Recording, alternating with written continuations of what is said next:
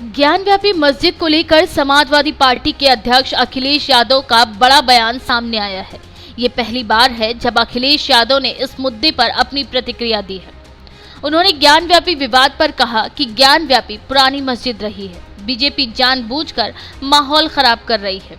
महंगाई, गरीबी और बढ़ते पेट्रोल डीजल के दामों से ध्यान भटकाने के लिए बीजेपी जानबूझकर इस तरह का माहौल बना रही है।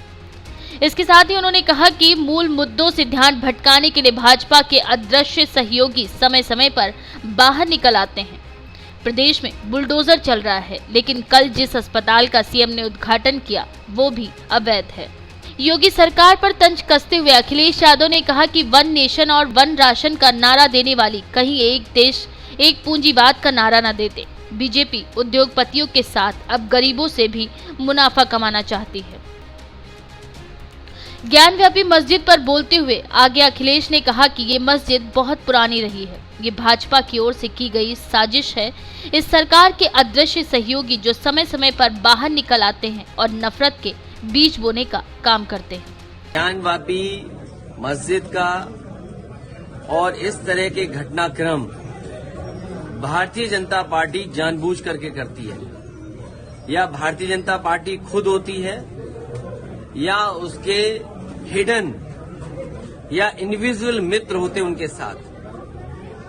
वो अपने अदृश्य मित्रों को भी आगे करती है, क्योंकि भारतीय जनता पार्टी जो बुनियादी सवाल है उनका जवाब नहीं देना चाहती है। डीजल पेट्रोल महंगा है, आपका आटा महंगा हो गया, चीनी महंगी है, दाल महंगी है, अगर आप घर बनाना चाहेंगे सरिया महंगी, सीमेंट महंगा, और हर चीज महंगी होती चली जा रही है। जिस समय हम और आप इस बहस को देख रहे थे, पता नहीं देश की कौन सी चीज बिक रही थी, किसको खरीदने के लिए आगे किया जा रहा था। जब कभी ऐसी चीजें दिखाई जाएंगी ज्यादा, याद रखना कुछ न कुछ देश की बड़ी चीज बिक रही होगी।